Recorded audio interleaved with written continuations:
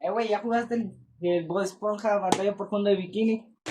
Sí, grandiosa plataforma. Muy bueno, güey, demasiado. Sí, un muy buen scroll lateral. ¿Cómo que scroll lateral si es un plataformado 3D? Querido amigo, y ahora te estarás preguntando, ¿por qué fueron juegos diferentes si se supone que es el mismo?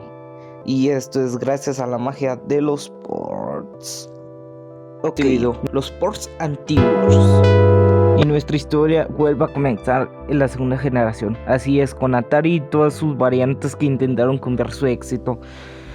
Ok, en esa época estaban de moda los arcades y había muchas compañías que vieron mucho potencial al llevar los arcades a juegos de mesa, por así decirlo, de sobremesa, igual a hacer juegos de baja calidad. Mira, no me voy a extender mucho en ese tema, hace poco subí un video sobre eso. Y la mayoría de esos ports que llegaban no eran copias exactas porque en esa época las consolas estaban mucho más limitadas, pero hacían lo que se podía y había unos ports muy buenos de eso, que se extendió de la segunda a la tercera generación en esas épocas. Pero esto es solo para dar contexto a lo que viene, el port a las consolas portátiles. Verán, desde antes ya existían consolas portátiles, como la Game & Watch, pero no eran tan potentes y preferían crear juegos nuevos en su sistema en vez de complicarse la vida en crear ports. Aunque sí hubo unos cuantos, pero eran más limitados que las consolas de sobremesa, obviamente. Pero llegó la Game Boy. Ok, la Game Boy fue la consola portátil más exitosa de su época, ok. Y actualmente está en top 10 consolas más vendidas de la historia, pero ok, continuemos. La Game Boy. Y aquí comenzar a poner el ejemplo de 3 ports. Uno, el port que es porteado tal cual a la consola. Y a veces puede salir como el gareta, porque trata de copiar muy fielmente a la versión de sobremesa a la portátil, pero a veces cambiando cosas por las limitaciones o haciendo unos controles súper incómodos. Ay, Dios mío, Toy Story para Game Boy, pinche mierda culera. Segunda, el port que solo comparte la historia y la jugabilidad es otra cosa. El ejemplo que se me ocurre ahora es el Bob Esponja, la película de Game Boy, y a diferencia de la de PlayStation 2, ok. Bueno, continuamos con la tercera, que es que solo comparte el nombre. Sí, hay juegos así como Bob Esponja Like Camera Pants. Sí, muchos ejemplos de Bob Esponja, pero lo siento. Continuemos. Y como verán, estos proyectos no eran muy ambiciosos. Solo se trataba de portear un juego a otra consola que, si los juegos en esa época eran baratos, esto eran miserias para de costes. Y hay muchos que digamos que no le ponían mucho empeño. O sea, si tengo que mencionar un ejemplo de las barbaridades, diría que el Sonic the Hedgehog para el Game Boy Advance, pinche mierda culera. Eso no quiere decir que todos sean así, digo, hay ports impresionantes en esas consolas como los Donkey Kong Land. ¿Cómo chingados hicieron para portar este juego y no hace que el pinche Game Boy explote? En la edición, pues diré que esto es una hazaña y quiero dedicarle a hacerle un video como se hicieron, pero este no es el tema, así que continuemos. Aquí en la pantalla les dejo unos juegos recomendados en forma de lista.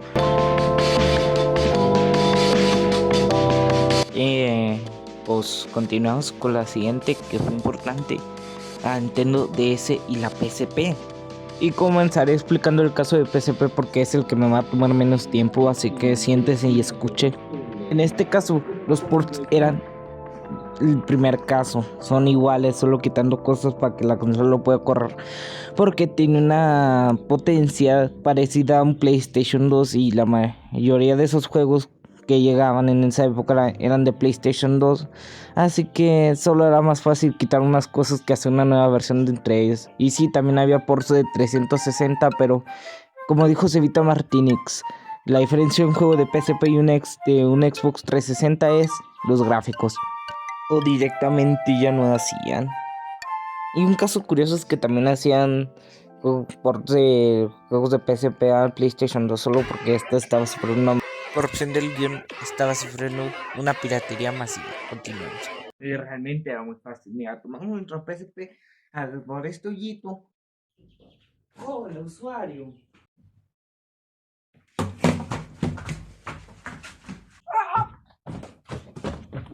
¿Por qué brincaste, güey?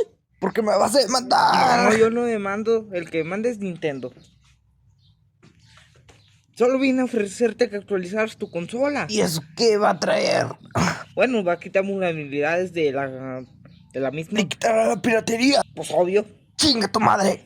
Tú te lo pierdes, hijo de puta. Y con Nintendo DS los ports eran más raros. O sea, eran diferentes. En jugabilidad mantenían la historia, pero eran diferentes porque tenías que usar la pantalla táctil para todo. Y no sé por qué esa maña de esa época. Pero, no quita que algunos sí hayan sido buenos, otros malos, otros y nada. Otros literalmente era scroll lateral porque la pinche consola apenas tenía potencia de Nintendo 64. Y cuando dije, ahora que lo pienso me estoy recordando de la existencia de Super Mario 64 DS. Y no sé si seré el único, pero yo soy el único cabrón que sepa que haya jugado el original y el de DS en su infancia. Y puedo confirmar que el de DS es mucho inferior, pero no es malo, solo infravalorado. Voy a hacerle un video. Recomendaciones de estos ports.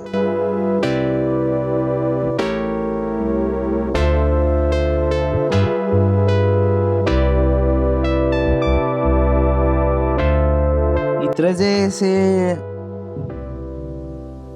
solo digo que se adaptaron más al gaming. Y no mames, pinches joyones de ports. Yoshi's Woolly World, Resident Evil, Beyards, algo así, ya no me acuerdo bien. NES Remix, güey.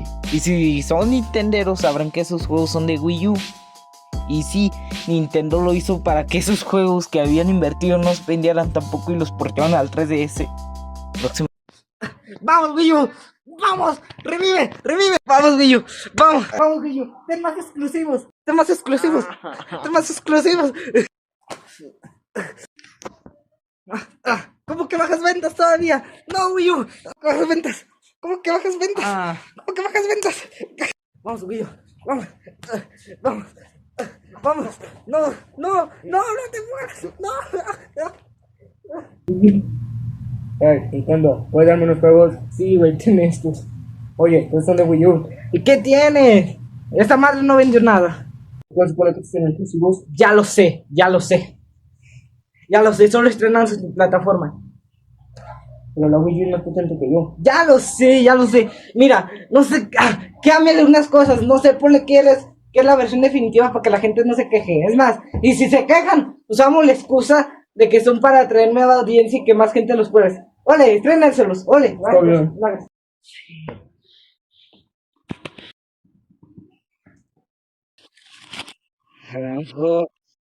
Bueno, ahí se me acuerda que no, acá no vendió nada. Nuevamente compraré un Wii U, no es broma. Y con esto pasamos al siguiente tema. Transición ahora. Los ports directos a consolas. Yo dije que Atari comenzó esta fama de los ports y los variantes al chile que... Y técnicamente eso sí, ports directos, más cambiando los gráficos porque... no mames, la consola va a explotar. Pero eso no es lo interesante. Es que lo digo porque en esa época todas las consolas tenían software parecido. Muy parecido de hecho. Que hacía que entre versiones no cambiara mucho y así el chile. No me voy a enrollar mucho. Lo realmente interesante comienza con la NES. Y en la época de las NES y sus contrapartes que también intentaron copiarla, ya los ports de arcade eran muy parecidos. Eso revela que si podían hacer un buen trabajo, podían hacerlo y exprimiendo la máxima potencia. Dato curioso, alguien hizo correr los renanes. Y así siguieron las cosas porque solo hacían ports de los arcades que eran los más populares, pero en general la consola recibía juegos creados desde cero la mayoría de veces. Y al final de su ciclo de vida creaban juegos de ports del Super Nintendo a NES con la tecnología que se podía. De las NES, la mayoría de los ports de la NES también eran de arcade, aprovechando la mucha más potencia que tenía a comparación de su predecesora la NES. Y de las no eran para las SNES, sino para las Genesis, porque la SNES era más potente, por así decirlo, de trabajar y solo porteaban a la Genesis porque igual la arquitectura era la misma, no cambiaba mucho. Me preguntaron por qué no me estoy extendiendo en este tema, porque prácticamente no vale la pena, porque es lo mismo, la consola es lo mismo, diferente carcasa, en fin, no valió la pena porque en sí eran similares, quitándole algunas cosillas, pero lo que sí se pone interesante es la quinta generación de consolas, porque llega la llegada del 3D, tecnología nueva, cada compañía se apoyó en otra que ya estaba más o menos especializada en ese tema. Y daban resultados Y en esta generación pasó algo único, que cada port de videojuegos podía ser la mejor o la peor, que por las limitaciones de la consola tuvieron que cambiar cosas que las otras versiones sí, y viceversa. O sea, en PlayStation están muchos juegos completos y en Nintendo estarán partes de esos juegos con mejor gráficos, pero con peor, no sé, banda sonora, audio, texturas, porque los cartuchos podían almacenar 64 megas, mientras que los discos 700, o sea, no mames, causando que en Nintendo 64 no hubiera tanto de estos ports. Si la consola se sostuviera por los exclusivos que tenía, pero por lo menos se le fue mejor que la Sega Saturn. Porque potencia le sobraba. En sí tenía todas las características. Era un monstruo para la generación. Pero su arquitectura le impidió que le llegara mucho. Postdata de la edición que sufrió el mismo problema que el 64, que fue el poco almacenamiento pero maximizado. Recuerdo que sacaron cartuchos de expansión de 4 megas. No mamen, en serio. Y era necesario porque algunos juegos simplemente requerían más. Pero eso no evita que el amor de mi vida siempre será este controlcito. Porque era muy complicada ya que tenía 2 chips y en sí decía que las empresas se complicaran más y preferían no sacarlo. Y créanme, esto no va a ser la última vez, causando que Sega tuviera que adelantarse a la próxima generación creando la Sega Dreamcast, que es más potente y tenía todas las ventajas de la PlayStation 1. Haciendo que no solo las versiones de Dreamcast tuvieran la potencia de la Nintendo 64, sino también las ventajas del PlayStation 1, haciéndolas que fueran mejor durante 2 años, porque luego llegó el PlayStation 2. Pero volviendo a los principales titanes de la quinta generación, el Nintendo 64 y el PlayStation 1, el Nintendo 64 tenía menos ventajas, sinceramente, porque La parte original del guión iba a explicar por qué ya el chile se razón por el poco almacenamiento de los cartuchos, y aparte porque todas las empresas que apoyaban a Nintendo en la SNES se cambiaron a PlayStation porque era más cómodo y en sí, y tratar de portar Final Fantasy VII a un cartucho, no. el problema repetiría Nintendo en la generación siguiente. Pero ese problema no fue tan grave porque la GameCube era más poderosa, más mamada que la Play 2. Y ahora los discos podían almacenar GB y los de las competencias 4. Fuera de mame, esto no era un gran problema porque la mayoría de los juegos que se estrenaban no pasaba del GB. Y algunas veces eran superior la versión de GameCube que la de PlayStation 2. Pero el problema es que el GameCube se lanzó un año después del PlayStation 2. Y el PlayStation 2 ya había vendido como pan caliente porque también tenía reproductor el DVD. Una de sus razones porque fue tan pirateada. Y en ese mismo año se lanzó Xbox, que era más potente que la GameCube y sus discos almacenaban más. ¡Ah! ¡La puta madre, Nintendo! Pero como ya dije, para la mayoría de videojuegos no era un problema. Las veces la peor, pero eso más que todo porque no les daba mucho tiempo y algo así para optimizarlo. Y algunos juegos que llegaron a Xbox y PlayStation no se pudieron concretar aquí porque pesaban. Juegos que puse ejemplos no se pudieron concretar ya, no lo sé, por venta, no sé, porque los macacos no estaban disponibles, pero continuamos. Más de 4 gigas. Sí, ya sé que Resident Evil 2 para el GameCube tenía 2 discos. Pero en serio, para GTA San Andrés ocupas mínimo 3, güey. Ay, Dios mío. si eras Nintendero en esa época te iba muy mal. Pero la siguiente generación eras de los dos. Y en la siguiente generación la mayor pelea estaba entre Microsoft y Sony con sus respectivas consolas, ya que aquellas tenían una arquitectura parecida y a la vez diferente, porque PlayStation 3 era una bestia mientras potencia, pero tuvo el mismo problema que la Saturn. Nadie supo cómo descifrarla, y si preferías tomarte esos 5 años para entender perfectamente la arquitectura, gráficos sorprendentes, pero las empresas piensan más en dinero que en calidad, así que... Y eso causando que aunque la PlayStation 3 fuera la más poderosa de su generación, duplicando casi la potencia del Xbox, tuviera las peores versiones porque nadie supo cómo dominarlas. Y en general tenía peor resolución y peor frame rate porque no sabían optimizarlo para la consola, haciendo que aunque el Xbox fuera menos potente, tuviera las versiones superiores hasta 2010, donde la PlayStation 3 comenzó a remontar. Y Nintendo Wii lo hacían como pero con gráficos muy menores adaptados al Wii. Este tiene muy buenos gráficos. Sinceramente, no lo porteaban ni hacía otra versión completamente nueva como esta, Sonic Unleashed, que aprovechando del alma de desarrolladores que pusieron aquí, también las portearon para el Play 2. Preferían para a esperarse en la próxima consola que fuera más potente, como lo que pasó con los Arkhams. Ya directamente no la hacían. Preferían hacer versiones nuevas, pero esas versiones nuevas las porteaban al PlayStation 2 porque sí, todavía vendía como pan caliente la hija de su puta. Cambié esa parte del guión. Mira, básicamente es porque Wii tiene una potencia similar al Play 2 y sale más rentable hacerle esos ports. O hacían una nueva versión para PlayStation 2, como el Spider-Man Way of the Shadows, creo que es algo así se llamaba. Un por directo de las nuevas generaciones. O sea, ¿qué esperaban que pasara? Podría jugar la versión de GTA 4 para el Play 2. Use su imaginación, por favor, ayúdame. Y dicen que tiene gráficos igual que la versión de nueva generación. Ya no puedo esperar.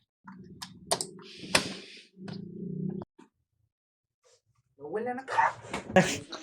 Eso simplemente replicaban el juego original con muchas rebajas. Y para la siguiente generación sería el mismo caso, pero al revés, ahora con Xbox recibiendo los peores, pero no porque fuera la más potente. En este caso era porque era la peor en gráficos y resolución. Para mí no es tan importante, pero al parecer muchos sí, no sé. La Wii U solo se sostenía con los juegos que lanzaba Nintendo. Ni tanto, porque luego fueron porteados a 3DS.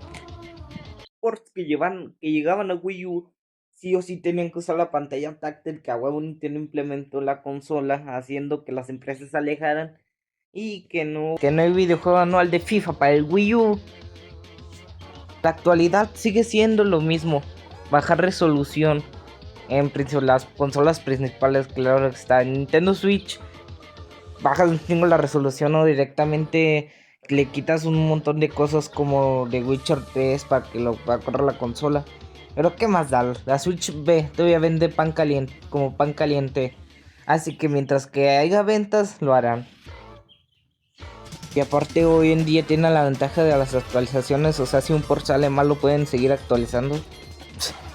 Me sorprende lo que las empresas pueden sacarle a esta consolita. Aquí he jugado Crash Team Racing más de 120 horas y no ha pasado nada. Por último quiero tocar los ports de consolas actuales a consolas de antigua generación. O sea, no sé por qué lo hacen. Si los nuevos juegos están diseñados para las nuevas sistemas. Algunos siendo buenos y otros desastrosos como Cyberpunk. Mejor juego Cyberpunk para mi PlayStation 4. Que todavía no lo arreglan. Dios mío, pasó hace 4 años. Y digo, solo se nota que lo hacen para hacer dinero. Ay, Dios mío. Bueno, y esto ya lo dejo como última parte adicional del guión. Y esto se debe porque no le da mucho tiempo para optimizarlos para las consolas antiguas, como si pasa con Switch en la mayoría. Y quiero hacer un video aparte. Por eso esto se siente tan incompleto, porque a lo mejor se va a sentir más completo después de que suba esa parte de la optimización. Y pues espérenlo. Con esto, este tema llega hasta aquí. Si se me olvidó un punto, díganme en los comentarios. Bueno, yo soy Frank Gamer, me despido, bye porque tengo que hacer otras cosas. Adiós.